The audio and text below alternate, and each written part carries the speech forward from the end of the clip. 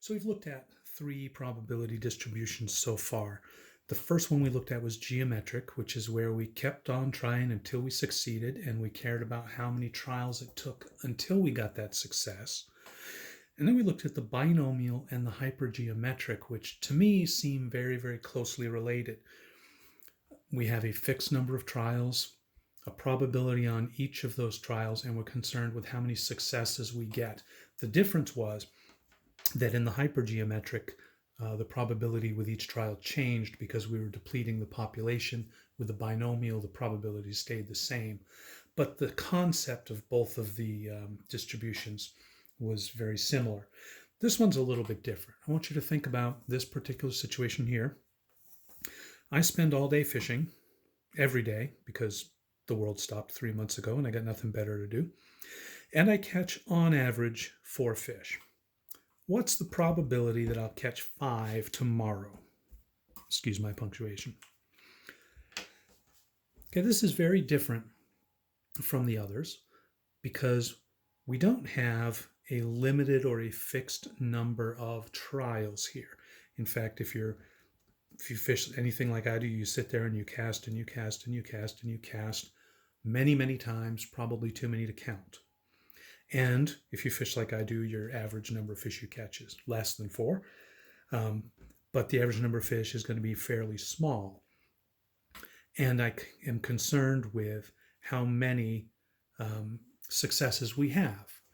So the way we describe this Poisson distribution is that we need a fixed time limit, which is usually going to be per day, per hour, whatever. Fixed time limit with a large number of trials and a small average number of successes. And every textbook you look at will tell you that the probability of success on every trial has to be the same, but that doesn't come into it anywhere. P isn't going to show up, so we don't care about that. What we care about is fixed time period, large number of trials, small number of successes. Okay, this is the Poisson distribution. It is named after a French mathematician, Poisson, but Poisson also happens to be French for fish, which is why I use this particular example always to introduce this distribution. And we're going to need to do the same things we did before. We're back to using the calculator. We're not going to try doing a on-paper formula here like we did for some of these distributions because it's just too ugly and may or may not involve calculus. I don't even remember. So we're going to go straight to the calculator here. If I want to answer this question, on any given day, what's the probability that I'm going to catch 5 fish? Go to the calculator, go to our distributions, and we can arrow down to, should be Poisson PDF, right under binomial. And we only have 2 numbers here. Give it the average, the mean, and then the number you want to know about, and it'll tell us that we have about a 16% chance of catching 5 fish.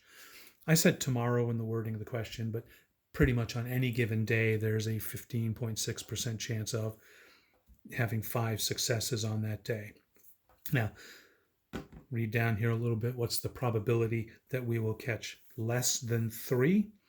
Right? Anytime we're talking about less than or equal to, we're talking about the CDF, the cumulative distribution function, and we would use 2 there because less than 3 doesn't include the 3, but our CDF always includes the number we put in. So we would go to Poisson CDF. On average, we catch 4.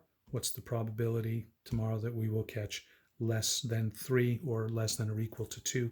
That'll be about a 24% chance.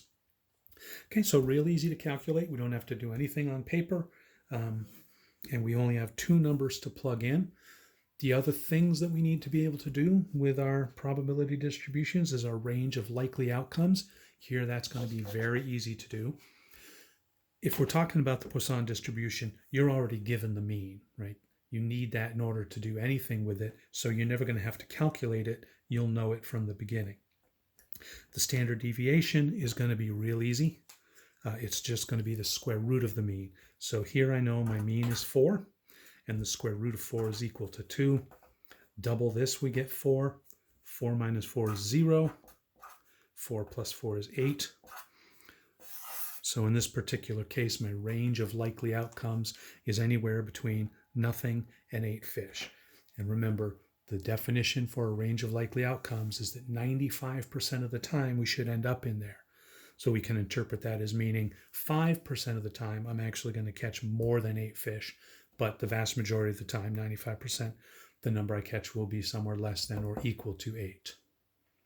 Okay, that's it for Poisson. Very easy. We'll practice it a little bit next time, and then we'll move on.